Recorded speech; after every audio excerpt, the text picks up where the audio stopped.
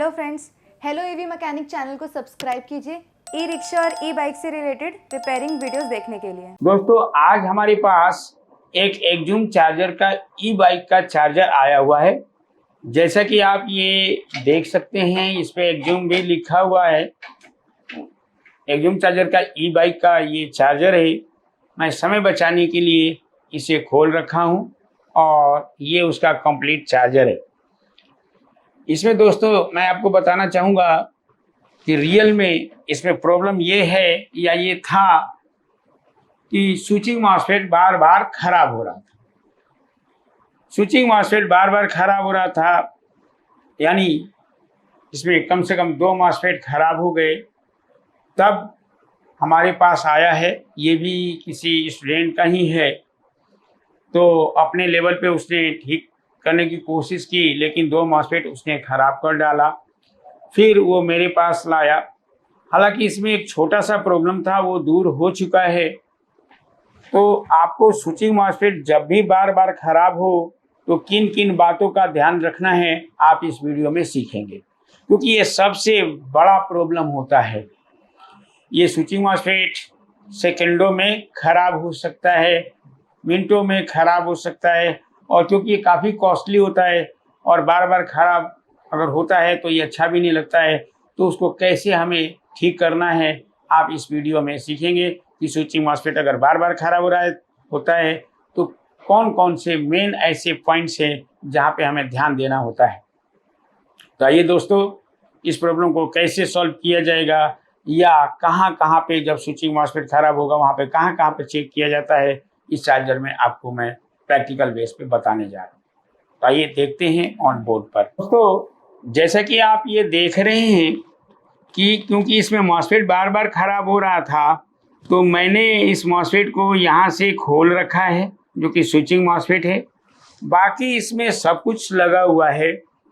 Problem mainly कहाँ था ये मैं आपको बताऊंगा, और किन किन बातों पर ध्यान देना है ये सारी बातें आप ध्यान से समझिए। जब भी आपका स्विचिंग मॉसफेट ख़राब हो तो आप उसे तुरंत मॉसफेट नहीं लगाएंगे, नहीं तो क्या होगा, वो मॉसफेट ख़राब हो जाएगा या ख़राब हो सकता है। तो इसकी जानकारी हमें कैसे मिलेगा, ये तो खुद नहीं बोलेगा कि मैं कैसे ख़राब हुआ। तो उनके लिए हमें कुछ बातों का ध्यान रखना पड़ता है। जैसे फॉर एग्जांपल, आप इस पे आने वाला वोल्टेज क्या है ये आपको पता होना चाहिए। अगर उससे ज़्यादा वोल्टेज आया तो ये मॉसफेट ख़राब हो जाएगा, अगर इससे ज़्यादा एम्पियर आया तो ये ख़राब हो जाएगा। तो बेसिकली इसमें प्रॉब्लम ये था, इसको मैंने कैसे ठीक किया वो मैं अभी आपको प्रैक्टिकली बताने की कोशिश करूँगा कि किन किन बातों पे आपको ध्यान देना है। सबसे पहले आपको इसका वोल्टेज सही करना पड़ेगा। वोल्टेज के साथ साथ आपको इस पे चलने वाला सिग्नल को सही करना होगा। हो सकता है कि ये आईसी के द्वारा जो सिग्नल आ रहा है, ये जो आपको ड्राइवर विभाग है या ड्राइवर ट्रांसफार्मर है, तो ये ड्राइवर ट्रांसफार्मर कुछ डिले करके सिग्नल दे, यानी एक मॉसफेट पहले चालू हो जाए और उसके कुछ देर के बाद दूसरा मॉसफेट चालू हो। तो ऐसे में क्या होगा, अगर दोनों में यानी ये मेन मॉसफेट और सपोर्टिंग मॉसफेट या पुशपुल मॉसफेट के ऑन और ऑफ होने के टाइम में कुछ फर्क हो जाए तो मॉसफेट खराब हो सकता है। हालांकि इसमें ज़रूर माइक्रो और मिली सेकेंड का फ़र्क होता है, लेकिन हमें इस बात का एहसास नहीं होना चाहिए। तो रियल में इसमें एक छोटा सा प्रॉब्लम था, जो कि कुछ ऐसे थे। आप यहाँ पे देखिए, ये जो कंट्रोलर आईसी थी तो ये ड्राई सोल्डिंग हो गई थी। ये जो हमारा ये कंट्रोलर आईसी है, यहाँ पे ड्राई सोल्डिंग हो गई थी। तो मैंने इसे अच्छी तरह से सोल्डिंग कर दिया और साफ़ कर दिया। फिर यहाँ पे जो कंपैरेटर आईसी है, इसकी भी मैंने सोल्डिंग कर दी, क्योंकि यहीं से सिग्नल ऑर्डर मिलता है, तब जा कर के ये ऑसिलेटर आईसी यानी ऑसिलेटर सेक्शन काम करता है। तो ये सारे सिग्नल इनसे बन के मिलते हैं। तो ये सिग्नल अप डाउन होने से स्विचिंग मॉसफेट तुरंत ख़राब हो सकता है।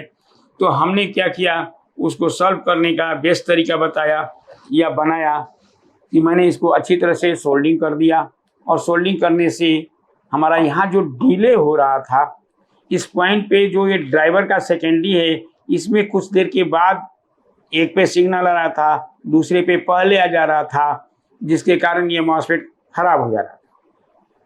तो उसको मैंने सही कर दिया, इसको सोल्डिंग वगैरह करके अब ये सही हो चुका है और यहाँ पे डिले सिग्नल भी नहीं आ रहा है, यानी डिले होकर के सिग्नल नहीं आ रहा है, तुरंत आ जा रहे हैं दोनों पर।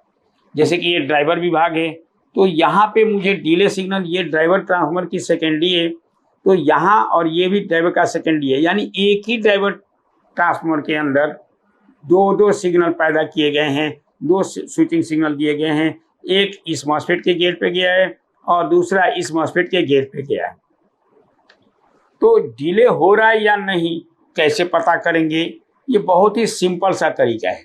वैसे तो हम मीटर से भी पता कर लेते हैं, तो मीटर से हम एकदम परफेक्ट पता नहीं करते हैं। इसके लिए मैंने एक टेक्निक ईजाद किया है।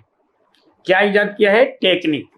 तो वो टेक्निक आप इस वीडियो में देखेंगे कि जैसे कि आपको कोई भी चार्जर है तो क्या वहाँ से स्विचिंग सिग्नल ड्राइवर विभाग के सेकेंडरी से आउट हो रहा है या नहीं हो रहा है, ये हम कैसे पता करें। आप केवल इसी चार्जर में ही नहीं बल्कि किसी भी चार्जर में अगर आप ये जानना चाहते हैं कि क्या स्विचिंग सिग्नल ड्राइवर विभाग के सेकेंडरी से आउट हो रहा है या नहीं, ये हम कैसे पता करेंगे। और जब दो ड्राइवर ट्रांसफार्मर लगा हो या एक ही ट्रांसफार्मर में दो वाइंडिंग की गई है, लेकिन ये दोनों वाइंडिंगों के द्वारा अलग अलग मॉसफेट के गेट पे सिग्नल प्रोवाइड किया जा रहा हो, तो क्या उस पर सिग्नल मिल रहा है या नहीं, ये कैसे पता करते हैं। ये बहुत ही इम्पोर्टेंट बात है, ये आपको आज इस वीडियो में बताया जा रहा है। ये सारी चीज़ें आपको कहीं नहीं मिलेगी केवल मल्टीटेक के अलावा, क्योंकि मल्टीटेक आपको हमेशा नए नए चीज़ों को बताने की कोशिश करता है और बड़ी बड़ी प्रॉब्लम को सॉल्व करने की कोशिश करता है कि आप भी आसानी से आप उसे ठीक कर पाएँ। और हमारे यहाँ जो बच्चे आते हैं, बड़े बड़े जो मेजर प्रॉब्लम होते हैं, जैसे कि switching MOSFET blown of again and again में आपको क्या करना है, इसमें हमने आपको एक हिस्सा आपको बता रहा हूँ। और उसके बाद और भी बहुत सारे प्रॉब्लम होता है, जैसे 30% के प्रॉब्लम्स को कैसे फटाफट टेक्निक के द्वारा आप करेंगे ठीक। उसी तरह से एसी सेंसिंग सर्किट काम नहीं कर रहा है तो कैसे करेंगे, ये सारी जानकारी प्रैक्टिकल और थ्योरेटिकल दोनों दिया जाता है। तो आइए, हम मेन टॉपिक हमारा ये चल रहा था कि how to identify drive signal out from the driver transformer. Driver transformer के सेकेंडरी से क्या ऑसिलेटर सिग्नल आउट हो रहा है या नहीं, और अगर हो रहा है तो क्या वो प्रॉपर आउट हो रहा है या नहीं, और अगर वो वोल्टेज या सिग्नल आउट हो रहा है और डिले टाइम नहीं है, न के बराबर है, लगभग एक ही समय में आउट हो रहा है, तो इसके लिए एक छोटा सा टेक्निक ईजाद करना होगा आपको। जैसा कि आप ये देख रहे हैं कि ये आपको ड्राइवर ट्रांसफार्मर का सेकेंडरी है और ये भी ड्राइवर ट्रांसफार्मर का सेकेंडरी है। इसमें कुछ कंपोनेंट लगे हैं जो सेम वैल्यू के लगे होते हैं। तो यहाँ से यहाँ ये आपको सिग्नल प्रोवाइड करने के लिए दो वाइंडिंग बनी गई है और ये भी दो वाइंडिंग। जैसे कि आप मीटर के द्वारा आपको मैं इसे कन्फर्म भी करा देता हूँ।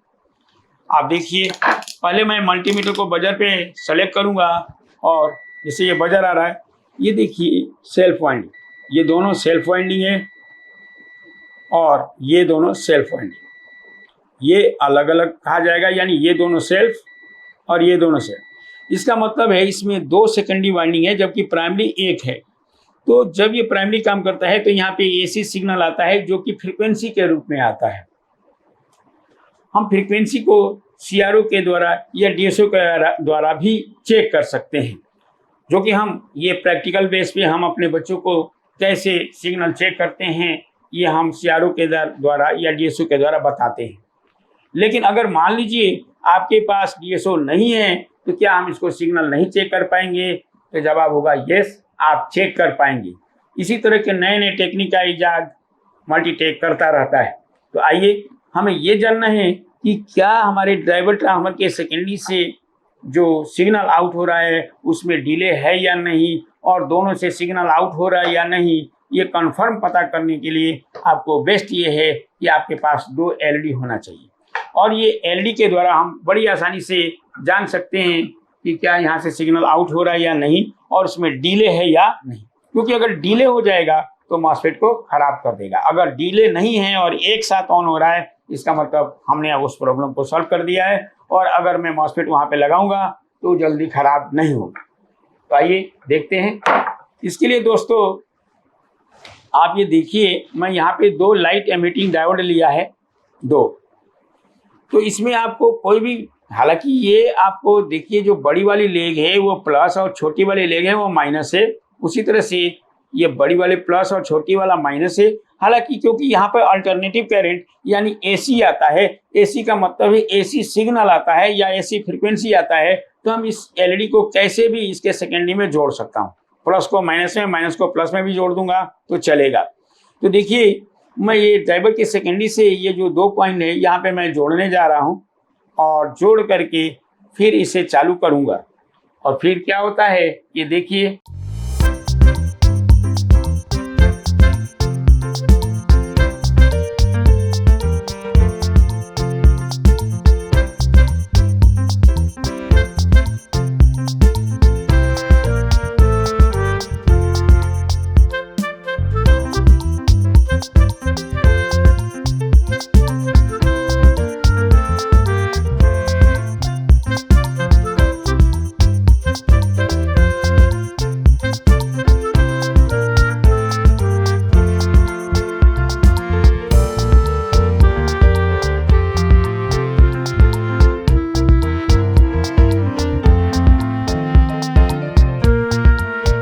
तो दोस्तों मैं इसको जोड़ रहा हूँ, जो एलईडी मैंने जोड़ दी है, और थोड़ा सा इसे साफ करके और फिर मैं इसे अब सप्लाई दूंगा।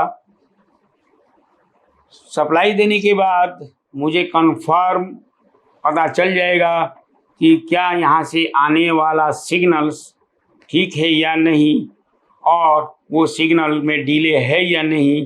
ये सारी चीज़ें इस एलईडी के द्वारा हम पता कर सकते हैं। तो आपको अभी हमने एलईडी कैसे जोड़ा है, जैसे कि मैंने आपको बताया, ये सेकेंडरी वाइंडिंग है कुछ कंपोनेंट के द्वारा, ये दोनों टर्मिनल और ये दोनों टर्मिनल, इसके बीच हमने एलईडी को कैसे भी लगा देना है, प्लस माइनस नहीं देखना है, क्योंकि यहाँ पे सिग्नल है। अगर यहाँ पे सिग्नल आ रहा होगा तो ये एलईडी जल जाएगी, और नहीं आ रहा है तो ये माना जाएगा ये सिग्नल नहीं आ रहा, जिसे ड्राइव सिग्नल कहते हैं, जो ड्राइवर के द्वारा आता है। तो अब मैं इसे जोड़ने जा रहा हूँ मेन लाइन से, और मेन लाइन से जोड़ के देखते हैं कि एलईडी जली या नहीं। मैंने यहाँ पे जोड़ दिया दोस्तों, और जोड़ने के बाद अब मैं इसे ऑन कर रहा हूँ। देखिए ये आपको एलईडी जल गई है, जो कि पावर एलईडी है।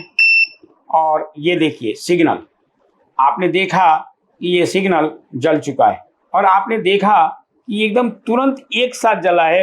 इसका मतलब है ड्राइव सिग्नल आउट हो गया है, ड्राइव सिग्नल ये आउट हो चुका है, और हमें यहाँ पे डिले भी नहीं मिला। अब मैं यहाँ पे अगर मॉसफेट लगाऊंगा तो ये बिल्कुल ही सही चलेगा। एक बार फिर से बंद कर देता हूँ। जैसे ये थोड़ी देर के बाद ऑटोमेटिक, क्योंकि डिले होता है तो वो थोड़ी देर के बाद कैपेसिटर चार्ज होने के कारण ये कुछ देर तक जलता रहेगा और फिर ऑटोमेटिक ऑफ हो जाएगा।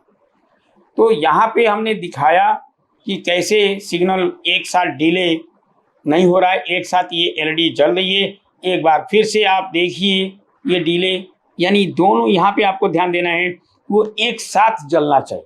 अगर ये थोड़ा सा 19-20 हो गया, जैसे 10 सेकेंड 5 सेकेंड में ये पहले जला और 5 सेकेंड बाद ये जला, तो ऐसी स्थिति में आपको मॉसफेट खराब होते हैं। एक बार फिर से देखिए इसे, फिर से मैं इसे ऑन कर रहा हूँ। अब ध्यान से देखिए इस एलईडी पर जो मैंने अलग से लगाई है, देखिए एक साथ ये जला है। अगर आप देखें माइक्रो सेकंड का भी फर्क नहीं पड़ा, इसका मतलब हमारा ये प्रॉब्लम सॉल्व हो गया है। और अगर मैं यहाँ पे एक नया मॉसफेट लगाऊंगा तो अब ये प्रॉब्लम नहीं आएगी कि मॉसफेट बार बार खराब होगा। तो जैसा कि आप इस वीडियो में देख रहे हैं, इसी तरह से आपको दूसरे में भी करना पड़ेगा।